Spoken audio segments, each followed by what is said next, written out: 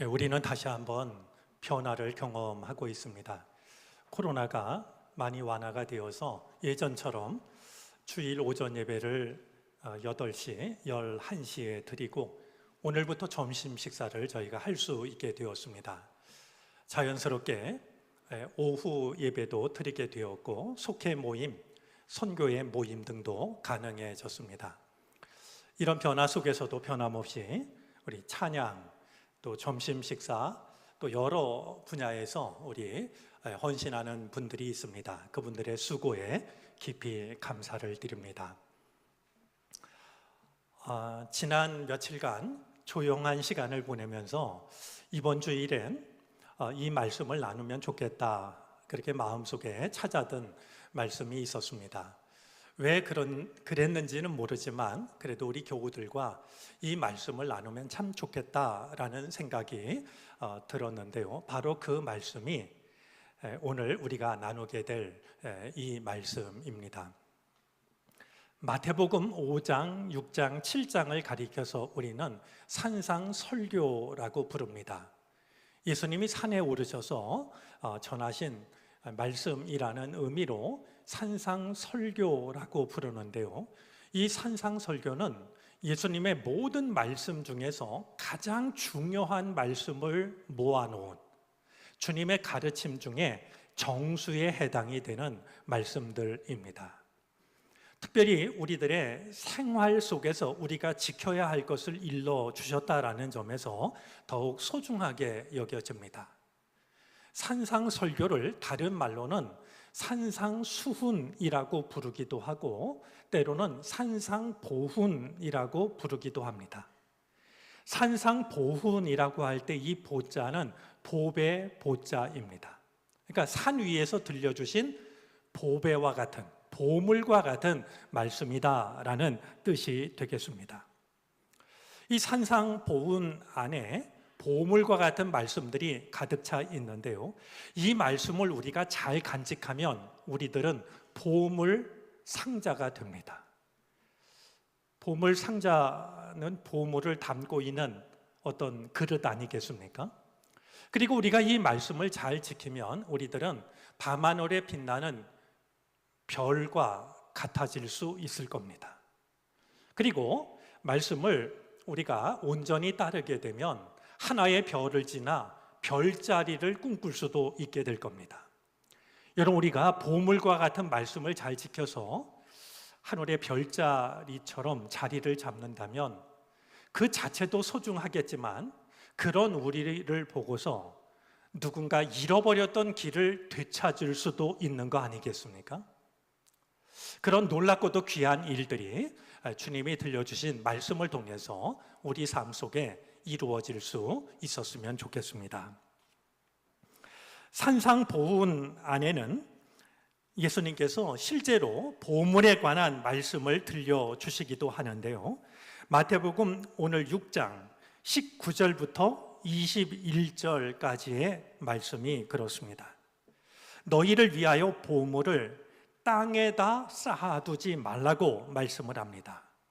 땅에 쌓아두면 좀이 먹거나 녹이 슬거나 아니면 도둑들이 그것을 훔쳐갈 수가 있으니 너희를 위하여 보물을 땅에다 쌓아두지 말고 하늘에 쌓아두라. 하늘에 쌓아두면 녹이 스는 일도 없고 좀이 스는 일도 없고 누군가 그것을 가져가는 일도 없을 터이니 너희들의 보물을 이 땅이 아닌 하늘에 쌓아두라. 이렇게 말씀하시면서 한마디를 덧붙이시는데 너의 보물이 있는 곳에 너의 마음도 있을 것이다.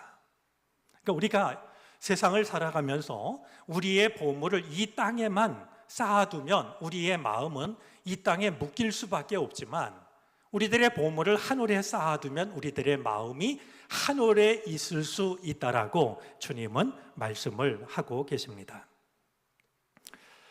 과연 어떻게 하는 것이 보물을 하늘에 쌓는 걸까요? 어떻게 사는 것이 보물을 이 땅에 쌓는 것이 될까요? 여러분들이 쉬운 대답을 기대하지 마시고요. 스스로 고민해 보시기를 바랍니다. 어떻게 사는 게 보물을 하늘에 쌓는 걸까? 어떻게 하는 게 이 땅의 보물을 쌓지 않는 것일까? 우리의 고민이 깊어져야 할 겁니다. 그런데 보물을 하늘에 쌓는다라는 말씀을 대하면 우리 마음속에 한 가지 걱정이 찾아듭니다. 우리는 이 땅에 살고 있는데 보물을 하늘에 쌓아두면 이 땅에서는 어떻게 살라는 말씀일까? 과연 이 땅을 살아가는 우리가 보물을 하늘에 쌓아두고 살아간다라고 하면 우리는 행복해질 수 있는 것일까? 이런 생각이 오늘 주님의 말씀 앞에 서면 우리 마음속에 하나의 질문처럼 찾아드는 것을 경험하게 됩니다. 주님은 마치 그런 우리들의 마음을 이미 다 알고 계시다는 듯이 한 가지 말씀을 하시는데요. 걱정하지 말라고 말씀을 합니다. 보물을 하늘에 쌓아두라 하신 주님께서 걱정하지 말라라고 말씀을 하시는데요. 무얼 먹을까, 무얼 마실까, 무얼 입을까 걱정하지 말라라고 말씀을 하고 계십니다. 주님께서 말씀하시는 염려라는 말, 걱정이라는 말은요, 그 말의 의미가 뭐냐 하면 마음이 분열된다라는 그런 뜻입니다. 여러분, 우리가 걱정하기 시작하면 마음이 천갈래 만갈래 나눠지는 거 아니겠습니까? 그게 걱정, 염려라는 의미인데요. 주님은 염려하지 말아라. 뭘 먹을까, 뭘 입을까 염려하지 말아라 라고 우리에게 너희들의 마음이 이 세상 일로 나누어지지 않도록 하라라고 일러주십니다. 제가 강원도에 어떤 식당에 갔더니 식당 벽에 어떤 글이 붙여져 있는데 그 글이 참 마음에 와 닿았습니다. 이런 글귀였습니다.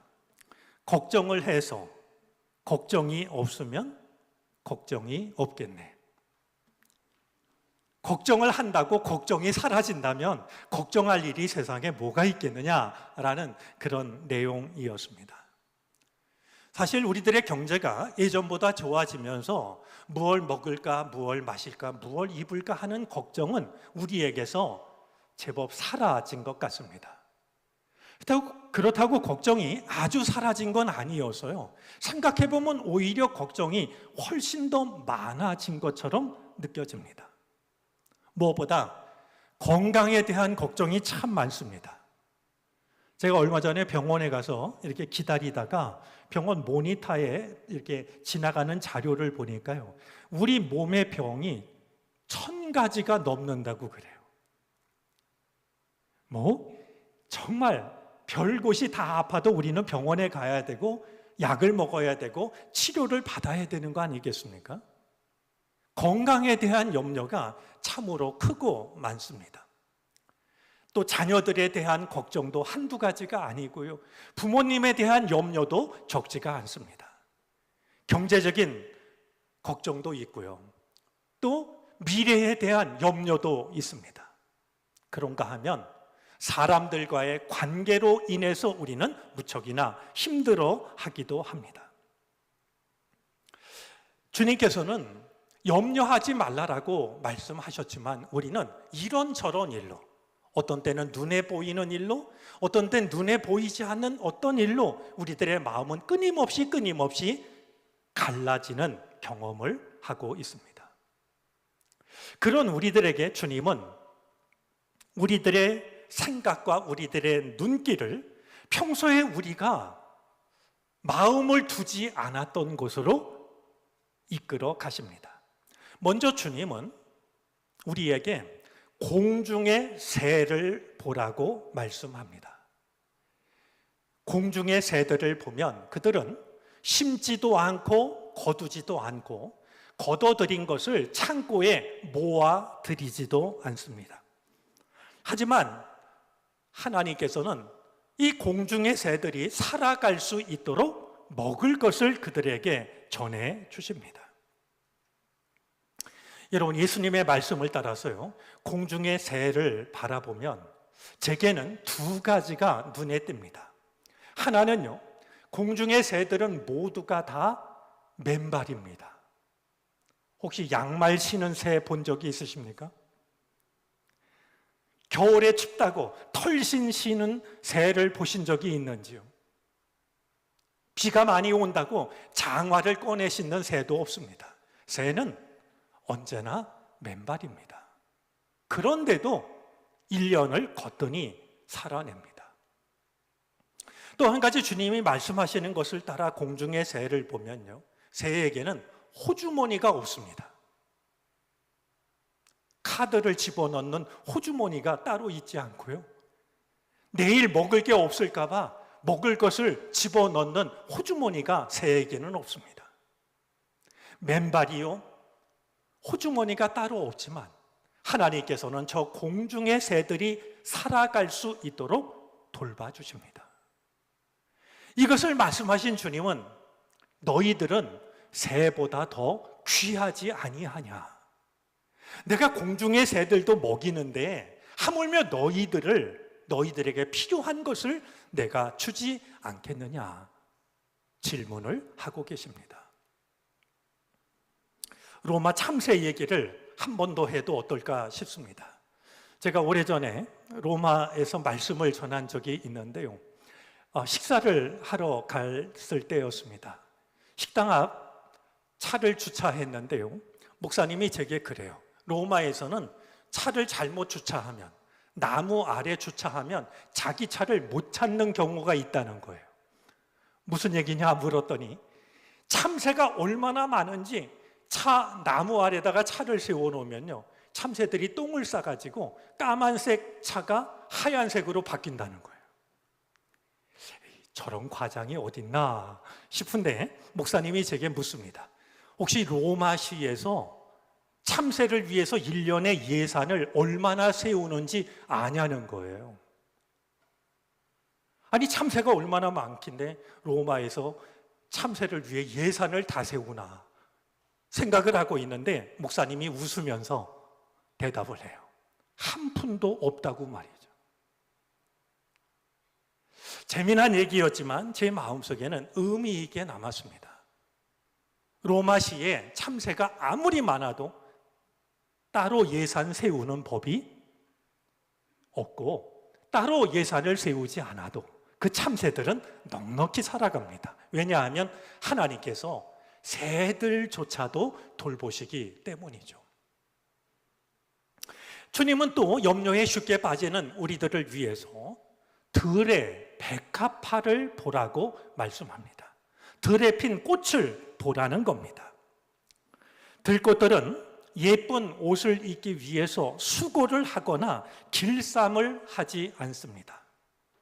길쌈이라는 말은 실을 내어 옷감을 짜는 모든 일들을 말하는데요, 여러분, 꽃들이 자기 예쁜 옷을 입으려고 말이죠, 실을 꼬거나 혹은 만들어낸 실을 가지고 옷감을 짜는 일들이 어디 꽃들에게 있는 일이겠습니까?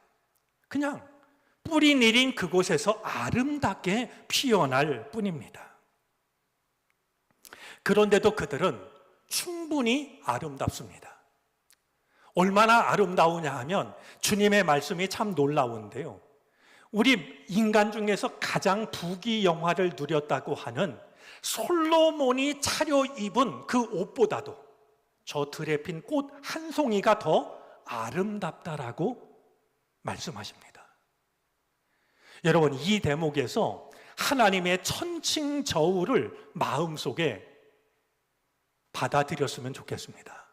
인간의 저울로 재면은요, 솔로몬이 누린 모든 영광을 한쪽에 올려놓으면 이쪽에 어떤 걸 올려놔도 가벼울 겁니다. 근데 하나님의 천칭저울은 다릅니다. 아무리 솔로몬이 부귀영화를 누렸다 할지라도 반대편에 들에 핀 꽃송이 하나를 올려놓으면 하나님이 보실 때는 꽃 한 송이가 더 아름답다라고 말이죠. 그것이 하나님의 천칭저울입니다. 내 삶이 너무 초라하고 내 삶이 너무 가볍다라고 여겨질 때면은요, 하나님의 천칭저울을 떠올리시기를 바랍니다. 들에 핀 꽃송이 하나를 올려놔도 솔로몬의 부귀영화보다 더 아름답게 보시는 하나님께서는 우리들의 삶을 아름답게 소중하게 바라보실 겁니다. 오늘 있다가 내일 아궁이에 들어가는 들풀도 하나님께서 이렇게 곱게 입히시는데 하물며 너희들을 초라하게 내버려 두겠느냐? 주님은 오늘 말씀을 통해서 우리에게 질문을 하고 계십니다. 다시 한번 주님의 말씀을 따라서요, 들에 핀 꽃을 보니까 두 가지가 역시 눈에 띕니다. 여러분, 공중의 새가 맨발이었던 것에 비해서요, 들에 핀 꽃은 맨손입니다. 햇살이 따갑다고 양산을 꺼내드는 꽃을 보셨습니까? 비가 사납게 온다고 우산을 쓰는 꽃을 세상에서 본 적이 있으신지요? 꽃은 맨손입니다. 뿐만이 아니라 이 꽃은요, 갈아입을 여벌 옷이 없습니다. 우리는 계절에 따라서 또 마음에 따라서 내가 만나는 사람에 따라서 옷을 갈아입는데요, 꽃은 갈아입을 여벌 옷을 갖고 있지 않습니다. 그런데도 우리의 걸음을 멈출 만큼, 우리가 눈여겨볼 만큼, 우리가 감탄할 만큼 꽃은 아름다움을 지키고 있습니다.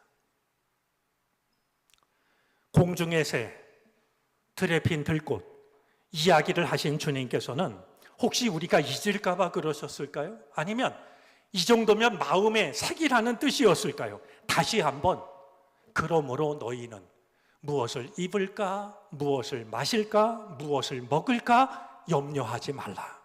다시 한번 말씀합니다. 그런 것은 하나님을 모르는 사람들이 하는 염려이니 너희의 모든 것을 아시는 하나님 앞에서 너희는 염려하지 말아라. 오늘 세상살이에 너무 쉽게 마음이 갈라지는 우리를 향하여서 주님은 공중의 새를 보면서, 들에 핀 꽃을 보면서 염려하지 말아라 일러주고 계십니다. 오늘 말씀을 생각하면, 오늘 이 말씀을 들려주시는 주님의 말씀은 제게 이런 의미로 다가옵니다. 너희는 충분히 아름답다. 너희는 충분히 아름다운 존재라고 하는, 이것이 오늘 이 말씀을 통해서 주님께서 우리에게 일러주시는 마음이 아닐까 여겨집니다. 너희는 결코 하찮은 존재가 아니다. 공중의 새보다도 귀하고 들에 핀 꽃보다도 아름답다. 그러니 걱정하지 않아도 되는 것을 걱정하면서 너희들의 인생을 허비하지 말아라.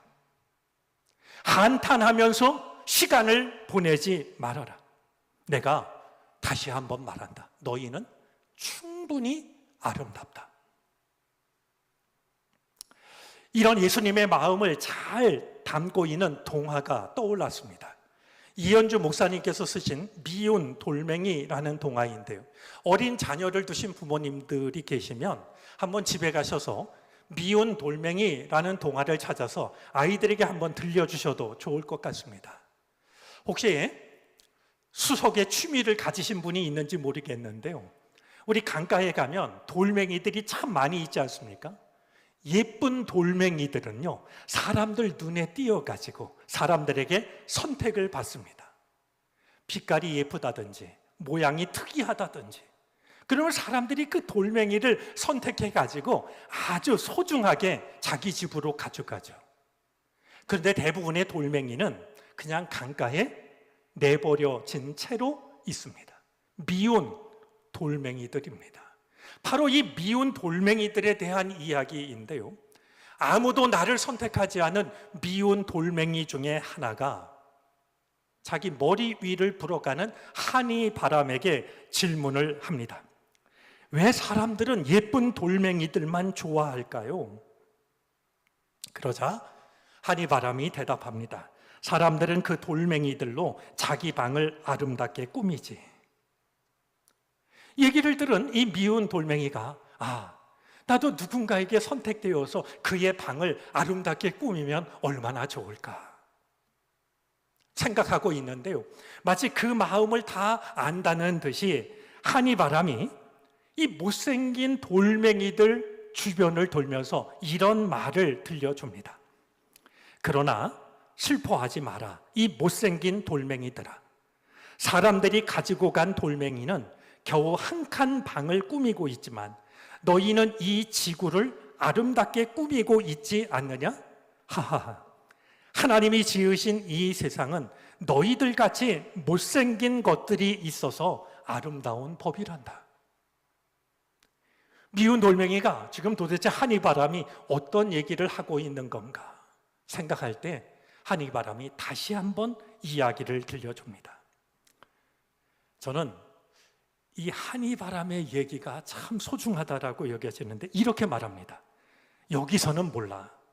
높은 데 올라가면 다 볼 수 있지. 높은 데서는 알 수 있어. 너희들 못난 돌멩이들이 굽이치는 개울을 따라 큰 강을 따라 바다에 이르기까지 얼마나 아름다운 비단폭처럼 눈부시게 빛나고 있는지를,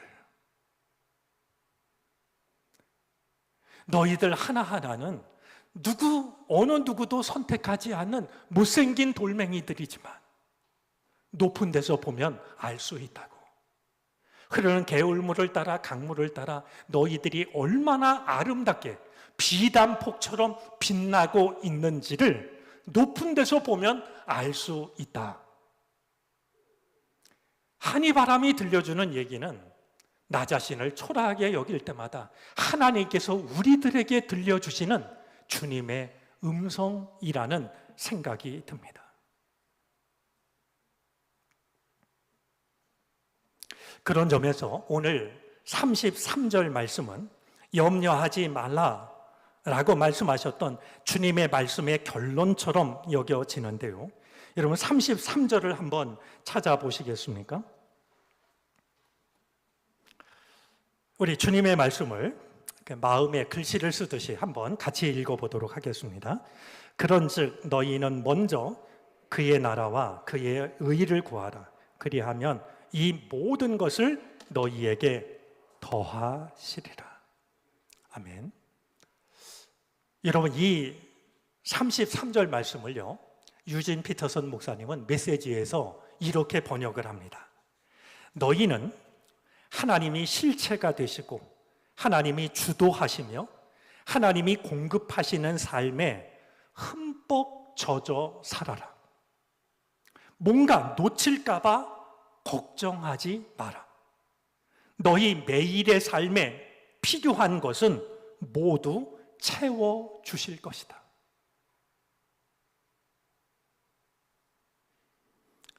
하나님이 실체가 되시고 하나님이 주도하시고 하나님이 공급하시는 삶에 흠뻑 젖어 살라고, 뭔가 빠질까 봐 염려하지 말라고, 나머지 모든 것들은 하나님께서 다 채워주실 것이라고 이해를 하고 있습니다.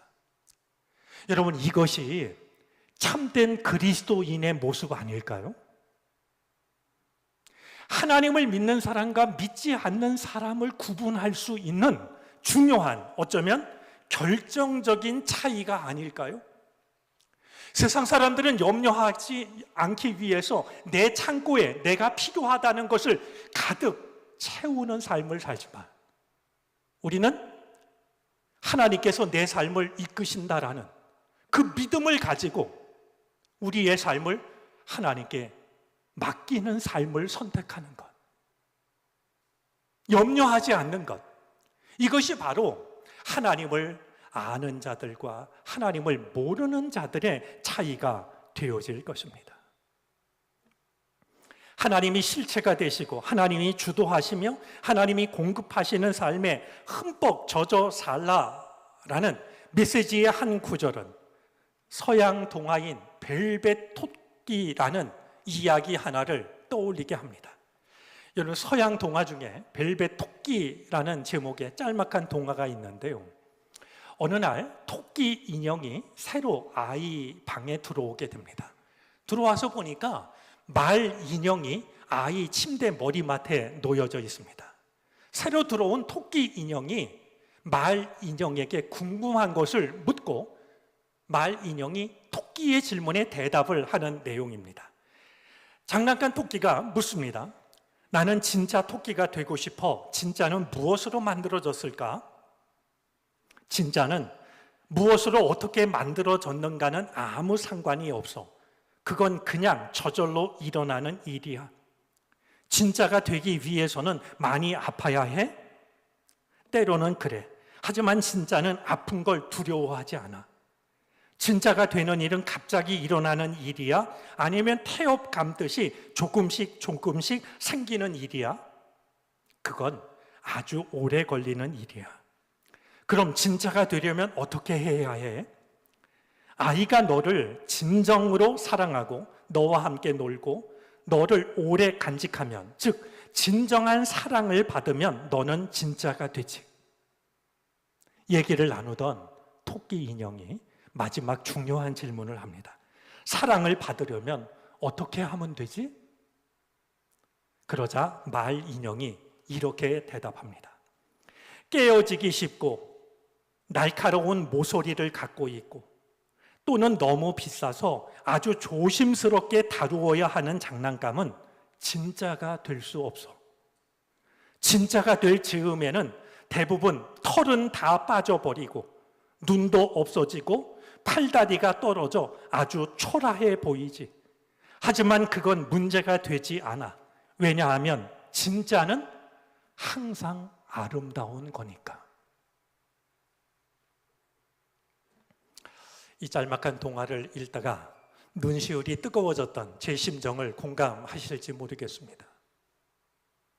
진짜가 될 즈음에는요, 털도 다 빠져버리고 눈도 사라지고 팔다리가 없어지고